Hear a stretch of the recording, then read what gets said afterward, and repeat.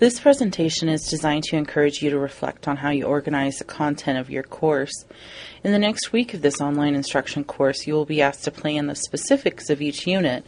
So the planning and work you do in this week in planning general topics and organization of units will help you be prepared for what you are asked to do next week and during the rest of the course. Every time we teach, we plan units.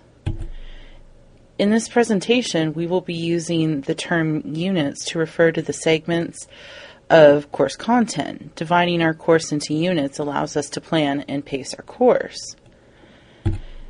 Chances are that you have taught the course you are creating online in a face-to-face setting, so you already have a unit plan. Why would you create a new plan? The way you plan your course online may not differ dramatically from how you plan a traditional course, but it could, and maybe it should. Creating an online course allows us an opportunity to reimagine our courses. Going through the process of unit planning forces us to do a number of activities that should improve our course in general. Unit planning allows us to organize or reorganize our content. Unit planning also creates a visual representation of the content we want to deliver, which can allow us to efficiently pare down our course content to what we actually need to deliver. We learn a lot about how we could improve a course while we teach. Unit planning allows us the opportunity to take what we have learned about our content, our students, and our teaching, and apply it in a new learning environment. Planning units for an online class also encourages us to think about the new challenges and opportunities of a new teaching environment. It forces us to ask ourselves if the methods we've been using to organize and present units of content in our face-to-face classroom is necessarily the best method to use with online students.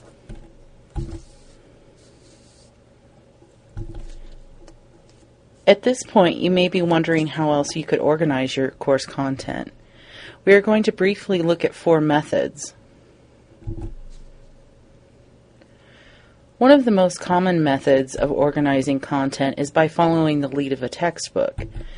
Usually, textbooks are designed by experienced instructors, so often the organization of textbooks is intuitive and allows us to organize our courses around a text.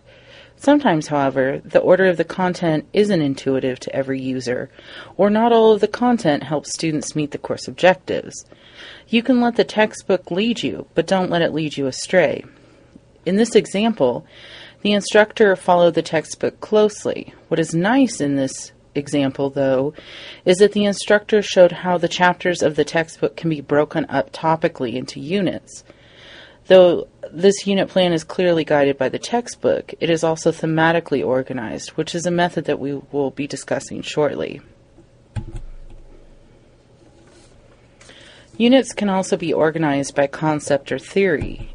In this example, the instructor followed the text for a while because the organization made sense. But in the 4th week, the instructor started using chapters out of order. He even left out some of the chapters. The organization of the text was no longer intuitive, nor did it meet the needs of the students. The instructor instead chose to organize his course content by linking related concepts he believed would build upon one another more effectively.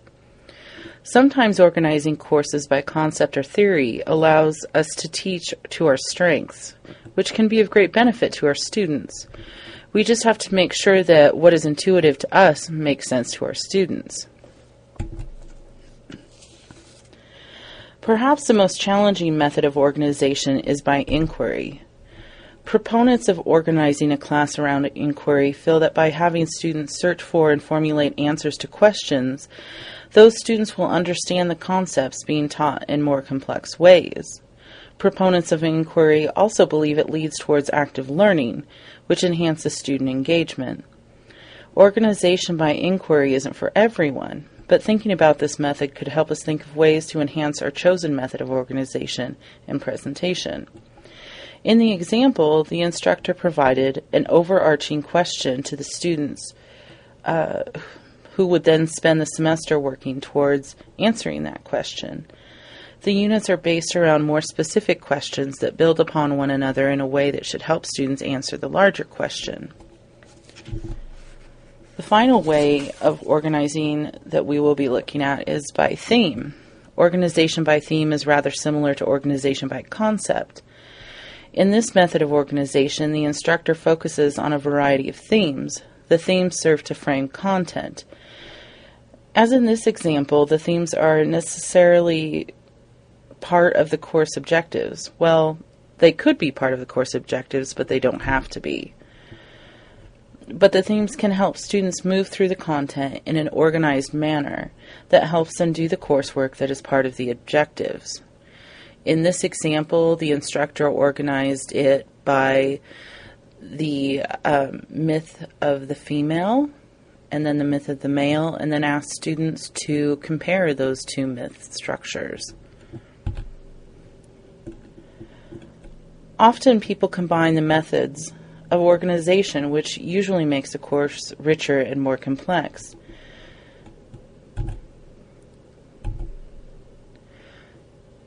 When you are choosing your method of organization, there are a few things to keep in mind. The method of organization usually has to help students learn the content, skills and concepts that will allow them to meet the course objectives. If it is hard to determine how a unit relates to the course objectives, it is time to re-examine that unit. The organization of content must also be consistent. Choose a method of organization and stick with it. If you choose to blend methods, keep the blend consistent. Abrupt changes in organization will confuse students, especially in an online class. And finally, it is important we remember that in online classes we have to be especially clear even when it comes to how we divide and deliver content. We have to be very organized, and that organization needs to be intuitive to more than just us. Also, you will need to explain how you chose to organize your class to your students. If it is hard to explain your organizational choices to yourself, it will be torturous to explain it to students. Thank you for watching this presentation. This presentation was created using Prezi, Cam Studio, and YouTube Editor, all of which are free web tools.